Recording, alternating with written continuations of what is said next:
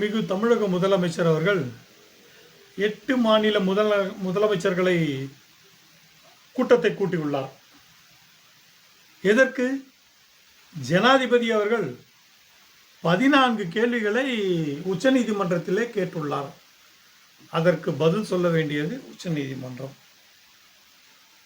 இது தவறானது, இதை வன்மையாக கண்டிக்கின்றோம், இது மாநில உரிமைகளை பறிப்பதாகும் என்று நம்ம முதலமைச்சர் அவர்கள், மாண்புமிகு முதலமைச்சர் அவர்கள் சொல்லியுள்ளார். நம்ம நல்லா பார்க்கணும், எந்த சட்டத்தின் பிரகாரம் அவர்கள் கேள்வி கேட்டிருக்காங்க. 143 பிரிவு 2(a) கீழே தான் பாரத நாட்டினுடைய ஜனாதிபதி அவர்கள் கேள்விகளை தொடுத்துள்ளார். என்ன சொல்லுது? Power of president or consult supreme court. இதில் உட்பிரிவு 2ல் the president may notwithstanding anything into the proviso to article 131 131 சொல்லப்பட்டதில் விடப்பட்டு refer a dispute of the kind mentioned in the said proviso to the Supreme Court for opinion, and the Supreme Court shall, after such hearing, as it thinks fit, report to the President in opinion thereon. அவர்களுக்கு இந்த அதிகாரம் கொடுக்கப்பட்டுள்ளது அரசியல் சாசனத்தில். மாண்புமிகு நமது முதலமைச்சர் ஏன் உச்சநீதிமன்றம் போனார்? அதாவது மசோதாக்கள் நிறைவேற்றப்படாமல் ஆளுநர் அவர்கள் கிடப்பிலே போட்டிருக்கிறார் என்று இதே அரசியல் சாசனத்தில் சொல்லப்பட்ட அதிகாரத்தின் வாயிலாகத்தான் அவரும் சென்றுள்ளார். அப்போ அவருக்கு ஒரு நியாயம், ஜனாதிபதிக்கு ஒரு நியாயமா? இவர் என்ன ஒரு 5 ஆண்டு காலம் தானே ஆட்சி செய்ய போகிறார். அதற்கப்புறம் இவர் இருப்பாரா இல்லையா என்பது மக்கள் முடிவு செய்வார்கள் அல்லவா? அதுவும் இல்லாமல் இந்த மசோதாக்கள் பற்றி நமக்கு கொஞ்சம் பேச வேண்டிய கடமை இங்கே இருக்கு. இந்த மசோதாக்கள் எதற்கான மசோதாக்கள்? மக்கள் பிரச்சனைகளுக்கான மசோதாக்களா? மக்களுக்கான தீர்வுக்கான மசோதாக்களா? அனைத்துமே பல்கலைக்கழகங்களை சார்ந்த மசோதாக்கள். பல்கலைக்கழகங்களில் யார் வேந்தர், துணைவேந்தர் என்பதை திருத்தம் செய்த சட்டங்கள். இதுவரை இவர்கள் தந்தையார் காலமான கருணாநிதி அவர்களுடைய காலத்திலும் சரி, ஜெயலலிதா காலத்திலும் சரி, ஆளுநருக்கு உண்டான அதிகாரமாகத்தான் அது இருந்து வந்தது. இப்பொழுது அதை மாற்றி அமைக்க வேண்டிய அவசியம் என்ன? ஏன் ஆளுநருக்கிடமிருந்து அந்த அதிகாரத்தை தான் பிடுங்க வேண்டும் என்று என்று சொல்லுகிறார். இதை யாரிடமாவது மக்களுக்காவது ஏதாவது தெரியுமா என்றால் இதுவரையும் எங்கேயும் வெளிப்படையாக சொல்லலை.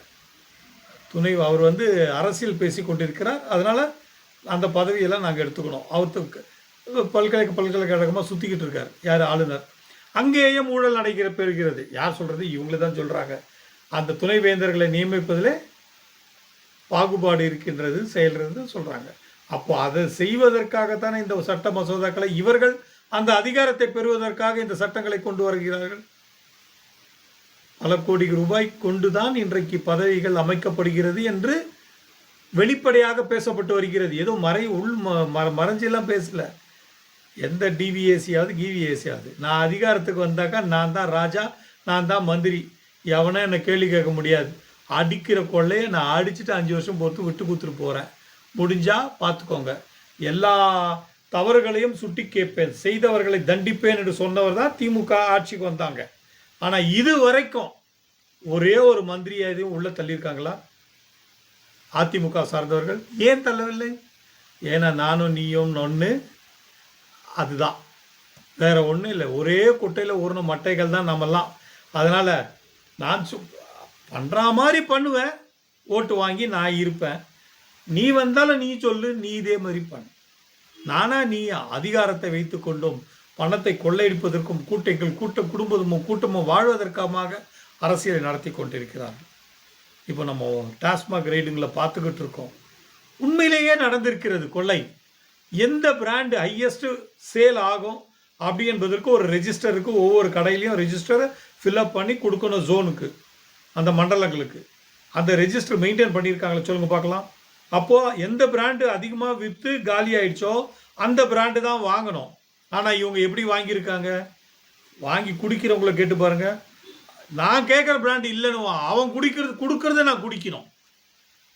இப்படி தான் சூழல் தமிழ்நாட்டில் நடந்துக்கிட்டு இருக்கு. அப்போது அங்கே இருந்தே ஊழல்கள் வெட்ட வெளிச்சமா இல்லையா?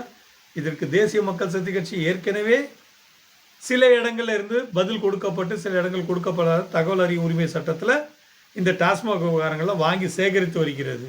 ஆனால் இப்பொழுது அமலாக்கத்துறை தனக்கே உண்டான அதிகாரத்தை நேரடியாக பிரயோகனம் செய்து கொண்டு வருகிறது. உண்மையிலேயே இங்கேயும் அமலாக்கத்துறை மீதும் எங்களுக்கு சந்தேகங்கள் இருக்கின்றன.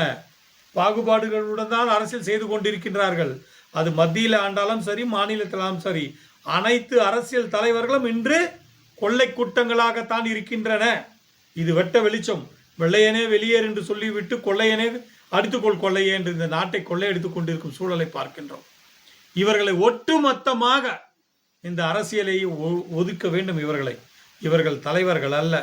முண்டாசு பனியனுடன் சுத்தினவர்களும் அல்ல, பனியனே இல்லாமல் சுத்தின தலைவர்களும் அல்ல. இவர்கள் கோடி கோடியாக சந்தித்து இன்றைக்கு போட்டோ ஷூட் எடுத்துக்கொண்டு சினிமா அரசியலை நடத்தி கொண்டிருக்கின்றார்கள். இவர்களை அப்புறப்படுத்த வேண்டிய கடமை நமக்கு இருக்கிறது என்பதை உணர வேண்டும். அதற்கு உங்களுக்கு கொடுக்கப்பட்டிருக்கிற ஒரு ஆயுதத்தை நீங்கள் சரியாக பயன்படுத்தினால் நிச்சயம் நாட்டிற்கான நல்லது. அந்த நாடு நல்லது என்றால் உங்களுக்கான நல்லது என்பதை மனதில் கொள்ள வேண்டும்.